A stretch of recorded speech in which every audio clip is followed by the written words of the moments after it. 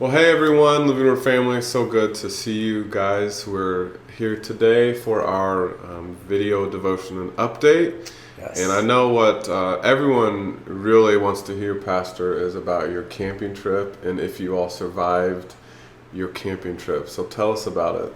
Any eventful? Biggest mistake we've ever made in our life. No, we had a good time. We went to Keuka State Park with the Van Lewins. It was Kathleen's idea. She goes, "This is a great idea. Let's go tent Now camping." the secret comes out. Yeah. So we did, and we had a good. It was good. That's Besides awesome. the That's awesome. snoring from people I won't mention. But no, we had a good week, and we had the full camp experience. We had raccoons. Gotta have on our raccoons. site. Gotta have raccoons to get into we your had food. we had a bear attack. No, I'm just kidding. We didn't have a bear attack. But it was good. I'll tell you, I learned some things about one of my nieces, Lydia. Okay. Lydia comes prepared. She has a pocket knife.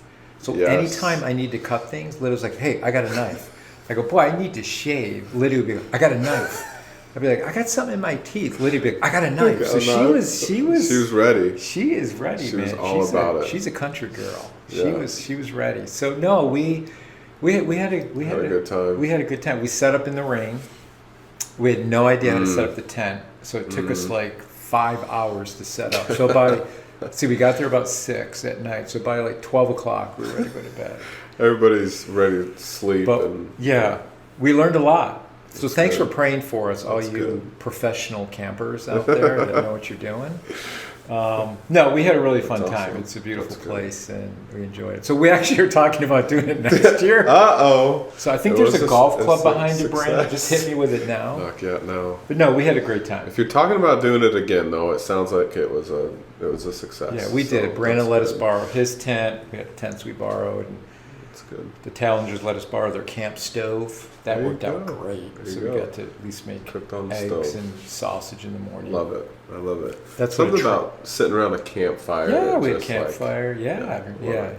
I think the sausage attracted every raccoon in Keuka State Park to So our site. Came No, it and was visited good. you that night. Yeah. So what's going on Good. with you, Good, Brandon? good. What's going on? We have a prolific layer of chicken. She's been laying every day Really? now. She just started right after the last video, and she's been laying every day. So we're impressed. She gets to stay. So Good. that'll slow down eventually. They don't typically lay every day, but she's on it. Yeah. And we got watermelons started in our garden, so they're getting big, and so Nice. it's fun watching those. And I don't know, Nice. that's Farmer Brandon. Did you guys do tomatoes? We did tons of tomatoes. We've Nice. already canned some homemade salsa. Made some Ooh. homemade salsa. Canned some Nice. salsa. Brittany's gonna try her hand.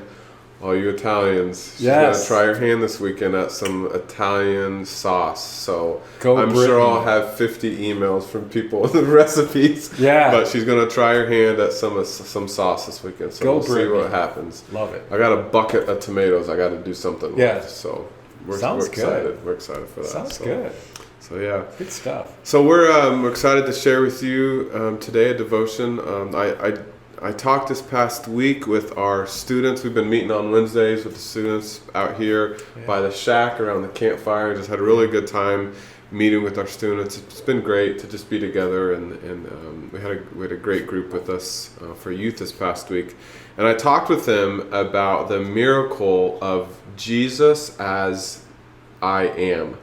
Now, when we hear that grammatically, that sounds off, right? Of course, we're talking about Jesus's claim in the New Testament to be the I am, to right, be God, and really the crazy claim among the Pharisees that was. And Right, so yeah. I'm going to have pastor's going to read first here from John. So this is Yeah. in John 8:54, and Jesus is talking here with the Pharisees.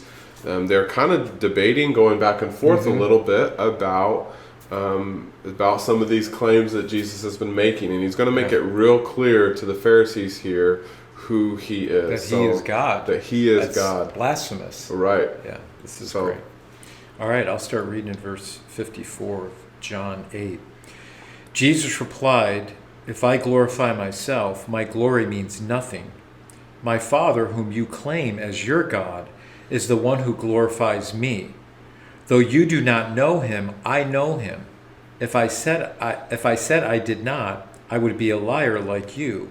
But I do know him and keep his word. Your father Abraham rejoiced at the thought of seeing my day. He saw it and was glad. You are not yet 50 years old, the Jews said to him, and you have seen Abraham? I tell you the truth, Jesus answered. Before Abraham was born, I am. That's so good, and it's you can tell from the response of the Pharisees, right, how incredible of a statement that Right. was. Right. The next verse goes on to say they all picked up stones ready to stone Jesus, right? And he was able to slip away. Why? And you can add a little to this, Pastor, to help us out. Why was that such an incredible claim? That we're going to look back here at Exodus 2 to kind of get some context. Jesus made a lot of these I am statements, right? In the New Testament, I think there's 7 to 10 I am statements of Jesus. But the Pharisees understood exactly what Jesus was saying is that he was God, right? Yes.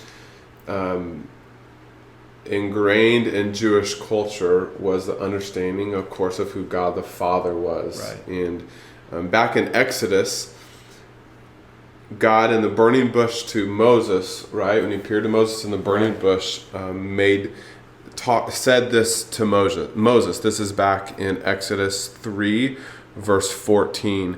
God said to Moses, I am who I am. This is what you are to say to the Israelites. I am has sent me to you.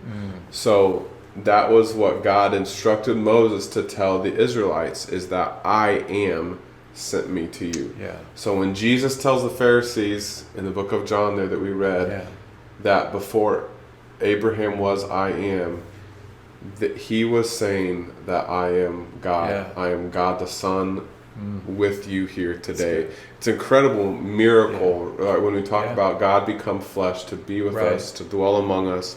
The Jews, though, again, they consider that blasphemous, right? Yeah, and that's the reason why he was crucified, right? Because he claimed to be God, and that's a great passage where people say, "What does the Bible really say that Jesus says that I am God?" Right there, that shows that he made that claim through the I am statement. Yeah. For me, what's comforting is knowing that Jesus was more than just a man, that he actually was God, so we can trust him. And Jesus says in that passage in John, I know him. I've always been with him. And that's what's beautiful about the Trinity, the three in one, always together glorifying each other. And so for me, knowing that I can trust Christ, knowing that he is the I am, that he's that shepherd, he's the door, that we can go to him, go through him, knowing that he is always there for us, that he is God, that he hears our prayers, is comforting to me.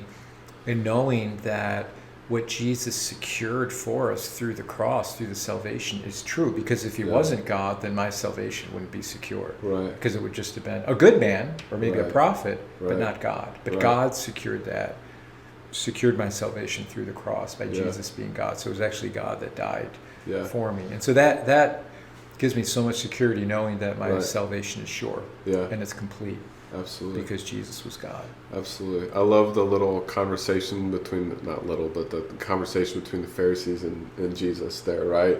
You're not 50 years old and you've seen Abraham? You know, it's like, and they're probably really trying to pin Jesus down, right? To make him say what they thought he was saying. But it's an interesting dialogue there between the Pharisees and Jesus. To wrap your mind around that. Right. To wrap your mind around that. But he said, Abraham spoke at this moment. I mean, they knew a Messiah was coming. They just couldn't wrap it around their mind that he was him. That he was him. Right. Yeah. Right. I love that. So I hope that was encouraging to you this morning.